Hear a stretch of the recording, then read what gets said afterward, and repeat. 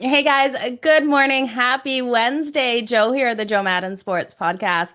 Joined this morning by Danny Burke, host of the Chicago CityCast. Danny, welcome to the show. Thanks for having me. Always excited to be here. And like you and I were saying off air, it's getting to that exciting point of the week. So a lot to look forward to. Yeah, the fact it's Wednesday is crazy, but we've got NHL tonight, NBA tomorrow night, and of course, lots of baseball happening. Danny, how's the last week treated you since we had you on the show? The last week's been fairly good. I'm trying to think how last week ended. Last week was fine how it ended. I think I did a couple of props on Friday that didn't work out too well. But aside from that, baseball, we've been bouncing back. The last two nights we've been doing fairly well. Nice sweep in baseball last night. So always happy when you see that. And we cashed in on the Warriors on Monday, as well as another bet. Fading the Cubs. Sometimes you got to fade your hometown teams because they're just not any good, to say the least. And I was talking with Greg Peterson about this. Once you have the familiarity with your team, if you just choose to be objective and really want to take sports gambling seriously, you kind of have an advantage following your favorite teams so frequently that you know when to back them, when to fade them more so than others. And I know people don't like fading their top teams, but hey, sometimes it can be profitable. In the last two nights for the Cubs, for example, have been profitable if you have been doing so. So overall, been fairly solid, and we're looking forward to, like you said, Stanley Cup tonight and the Finals Game 6 tomorrow. Danny, I really look at it and I don't think you're a true sports bettor until you take that very first bet Mhm. against your team. Do you remember the first time you bet against your team and how gut wrenching it felt, but how you knew the money was going to come in? Yes, I literally do remember the first time I did it because I grew up just a diehard Chicago Cubs fan. Like, my childhood room is painted Wrigley Field with the ivy, with the brick, with everything. So the first time I did it, I think was in college. I can't remember the exact year, maybe like 2017, 2018, something like that. Yeah. I was like, all right, I'm finally going to do it. I'm going to bet against the Cubs. This is a bad spot. They've been struggling. I'm looking to get a winning bet. I can't keep just avoiding it. So I end up doing it. And I think it was like some kind of first five bet. I think I was trusting Luis Castillo on the Reds against whoever was pitching on the Cubs. Yeah. And lo and behold, the Cubs end up winning. So I'm like, why would I do that? Why am I betting against my favorite team that I grew up loving? Look what happened. It's bad karma. But no, that was the first one. Aside from that, there have definitely been a lot of good spots fading. Not only a team like the Cubs, who have struggled a lot lately, but a team like the Bears too. Now, I'm Yeah. hoping the Bears can turn things around. The expectations obviously aren't that high, but that's just another example of a team that I've had to kind of sacrifice the fandom for hopefully some profitable gain in terms of the financial side of things. So, yeah, I mean, you're right. If you want to take it seriously, you got to be willing to do that from time to time. Absolutely. Let's talk some NHL. We have game one of the series starting tonight between the Tampa Bay Lightning and the Colorado Avalanche. We know the Avs are coming in off so much rest. What are you looking at in this one? Do you think the Avs will show up sharp or rusty tonight? So that's really the big question here. And we debated that with the Tampa Bay and New York series. And obviously, Tampa Bay was a little bit rusty right out of the gate. And I don't know if you necessarily apply that as much for this series, although I'd like to think so. I don't know why, just something in me kind of wants to see Tampa Bay win, which is odd to think for a team that have just won the last two consecutive cups. You'd usually want to switch it up. But Tampa Bay to me is just really an exciting team this year because they kind of faltered a little bit throughout the regular season, and they've been an underdog in two out of the three series, these playoffs thus far. But I would like to think that that's the case, that Colorado's been off for too long and that they'll start off kind of rusty. But because it's the Stanley Cup Finals, because at this point, Tampa Bay's had a decent amount of time off themselves, I don't know if it's going to be applicable as much. Now, that's not to say that Tampa Bay wouldn't be worth the bet, and we've seen the market certainly shade that way. I think Colorado opened as high as minus 170 in some spots, and now you're seeing them in the minus 140s at certain books. So I could definitely see the attraction to the side of Tampa Bay, but game ones to me in general are always very wonky. So I'll probably end up staying away from game one. If I was going to do anything, it would probably be Tampa Bay. And I have a little bit of interest in this total going over 6. I know a little bit of juice win on that side. yesterday at some of the books out here in Illinois, but that would be something that would kind of entice me a tad bit for game one. But like I said, probably won't end up pulling the trigger. A bet that did catch my attention more so for the series was over 5.5 games. Now at Bet Rivers, that price was minus 150, so a little steep for sure. But there's a way you could go about it. Now, Colorado's already a big series favorite going into this game. If you think they're going to win game one, and they do, then looking back on the over 5.5 games, you're going to get a considerably better price. You could probably get it around even money or 10 cents, give or take each way. We saw that happen with Edmonton and Colorado. That was a bet that I took, which didn't come through, but you saw how drastic it altered based on what happened in game one, which was the favorite winning, which means the chances it ends in 5 or 4 games is more likely, but you're getting a better price on the over 5.5. So I'm still contemplating whether I take it pre-series or wait till after game one, because I'm not that confident that the Avalanche win game one. So if Tampa does win, then the over 5.5 instead of minus 150, heck, maybe it's up to minus 185 or something. Absolutely. So I might just end up mustering up the courage to lay the minus 150 on over 5.5 games. These teams are uber talented on both sides of the puck. The goaltending advantage goes to Tampa Bay. The coaching advantage goes to Tampa Bay, in my opinion. Same, obviously, with the championship pedigree. Tampa Bay still dealing with a little bit of an injury, and just Colorado's got probably a better overall offense, but I think that these teams are great enough to give us an exciting and long Stanley Cup final. So that's why that would probably be my top play over 5.5 games. Yeah, I love that you threw that out there. That wasn't something that I was looking at, but I've always thought this one would go 6. So I'm going to tell you on that, Danny. What are your thoughts on Braden Point? Do you think we will see him back in the series? Are you weighing this into how long these games will go? Yeah, for sure. I think that's definitely a big reason why I'm not jumping in on Tampa Bay immediately to win this series, especially also, I mean, if Colorado does pull off game one, then you'll get a lot better value on the Lightning. And we've seen them struggle in game ones a couple of times these playoffs.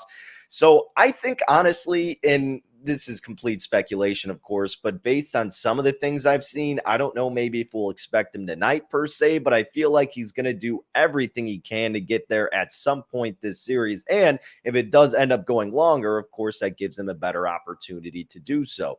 And then the next big question is, how impactful is he going to be? Is he going to be close to 100%? Will he still make the same differences that he did when he was 100% healthy? So all those things have to be taken into consideration as well. But even just him being out there, you got to think will add a boost. We see that all the time in pretty much every sport when a top guy gets back in the mix. Just for example, top of my head coming out is, and it's a completely different situation, and he didn't have the same merit at this time, but when Kyle Schwarber tore his ACL at the beginning of the season with the Cubs, and then in the World Series, he comes back in and it adds a boost. His first at bat, he hits it off the wall and he had some clutch hits, and the team kind of really got a nice spark from it. So again, that's kind of an out of the park example, but it's something that's in a similar realm. And if Braden Point can even get back on that bench, suited up, yeah, I think that'll do wonders for this Tampa Bay team. So I'm not banking on it fully right now, but probably expecting him to try to come back at some point. Well, it's definitely going to be a great series. I really hope it does go to 6. In my heart, I'm rooting for the Colorado Avalanche. I'm excited to see how they'll come out tonight. So it's going to be interesting. NBA, tomorrow night, we've got game 6 between the Golden State Warriors and the Boston Celtics. Boston coming in here as a 4-point favorite at home. Total of 210 now. It was at 210.5. What are you thinking for game 6 in this one? Can the Warriors finish this off? I'm hoping they can. I'm invested in Golden State with a series bet with Steph Curry Finals MVP at plus 125. But I'm going to be honest, objectively, I don't have the highest amount of confidence in game 6 for Golden State. I mean, look, it took everything and then some for them to win that game 4. And there's nothing you would take away from that. I mean, all the credit in the world that I'm absolutely ecstatic that they won that game 4. But Boston is still a great enough team to bounce back in the spot with the home court advantage. I mean, Tatum, we're kind of criticizing him a lot, but his stats have actually been fairly solid. It's just you need more out of him early and often. Sometimes it seems like he's settling and just kind of expecting calls to go his way. He's got to be the aggressor. He has to take over from the jump if Boston wants to continue this series. And again, as indicated by the odds, they're about a 4-point favorite. I kind of think they do. But because I'm invested in Golden State already, I'm not going to bet Boston in this game. I'm going to root for Golden State and, maybe not get my hopes up too much for game 6, but I do think Boston finds a way to win it. I think we see this go to game 7, and that's where I think we see Golden State take over and win the championship. But something else I'm maybe looking forward to for game 6, it's kind of a funny correlation, and we'll see if there's actually some validity to it after this game. And I was tweeting out about it, but Jordan Poole and his points prop, it's been like 12.5 for a majority of the series. Every game the Warriors have won, he's gone over it. And then naturally, every game that the Warriors have lost, he has stayed under it. So, hey, if maybe you think the Celtics do win tonight, you want something involved with a player prop, Jordan Poole under 12.5 points could be an outlook. Also, obviously, now the whole world's going to be looking at Andrew Wiggins and what he's been able to do these last 2 games. His rebounds prop, I think, was 8.5. The over was like plus 108 or plus 112, something like that. And, he got 16 and 13 respectively the last 2 games. So, hey, they're still giving you a good number and then some plus money to the over. If you think he's still going to bang down low with the boards, maybe consider Andrew Wiggins going over 8.5 rebounds. Those are a couple of things I'm seeking out maybe for tomorrow. But again, rooting for the Warriors. Not expecting them to win in game 6, but expecting them to take over when it goes back home in game 7. Yeah, it would be nice to see this one definitely go to game 7. I'm not ready for the NBA season to be over. To think that it could be over as of Thursday night is really disheartening here. So I'm not ready for just baseball. Are you?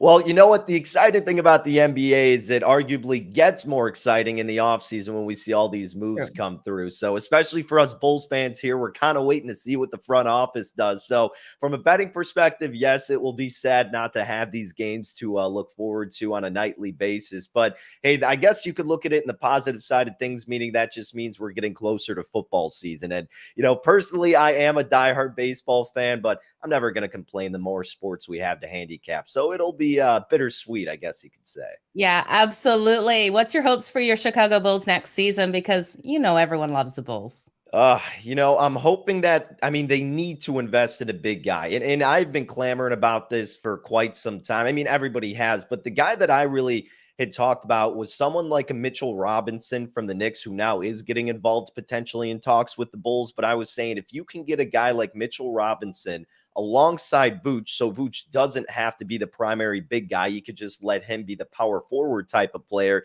and let him focus on offense. Mitch Robinson can be the guy down low playing defense, grabbing boards, providing the length. That will be awesome for the Bulls. Aside from that, they need 3-point shooters desperately. They have the same group of players in one spot. They got Ayo Dosunmu, who was a fantastic rookie, don't get me wrong, but then you got length and athleticism and defensive oriented, not only with him, but with Derrick Jones Jr., with Javonte Green, and then Kobe White is supposed to be your offensive guy, but he had a horrid stretch to the latter half of the season. So I'm kind of hoping they dish out Kobe White if there's even still some value on him around the league, but they got to get some 3-point shooters. They don't have to be top tier type of guys, but you look at a team like Milwaukee, for example, they got like a dude like Grayson Allen or Pat Connaughton. Those aren't top tier names, but those are role players who can provide you shots. And that's really when it came to the realization of the type of guys you needed was that playoff series or even any game the Bulls had against the Bucks. You're like, Giannis and Middleton are their top guys. But aside from that, it's just all these role players who know what they're supposed to do and when to do it. And that's what the Bulls need to bring to the table: more scoring and more length. And if they do that with a Mitchell Robinson and a couple 3-point shooters, I'll be content with that. I know Rudy Gobert's kind of in the mix in the conversation. We'll see what they would have to give up to get him on the squad. But I think the most viable option would be someone like Robinson and then some more shooters. Okay, we're going to be interesting to see what happens over the offseason for them. Danny, what's happening this week on the Chicago CityCast? Just all things Chicago, continuing to talk about the Cubs and the Sox. How about the White Sox finally getting a couple wins? So we'll keep previewing that. We got the Cubs tonight. We got some interesting pitchers who don't really have that much experience. So we'll talk about that, more Major League Baseball futures and some NFL futures as well, looking at the Bears win total and just some of these player awards. So we'll be hammering that. And on Rush Hour, pretty much the same thing with a little bit of the U.S. Open preview. So excited to hit all of that this week. That's going to be phenomenal. You guys make sure you check it out. If people are looking for yourself or your shows, Danny, where can they find them? At Danny Burke 5, best way to find it on Twitter. Always tweet out the links both to the CityCast and to Rush Hour, so that will be the best spot to find me. Awesome. Danny, thank you so much for joining me here again on the Joe Madden Sports Podcast. Can't wait to have you in the next coming weeks. You guys will be back at the bottom of the hour with another Joe Madden Sports Podcast. Thanks, Danny. Thank you.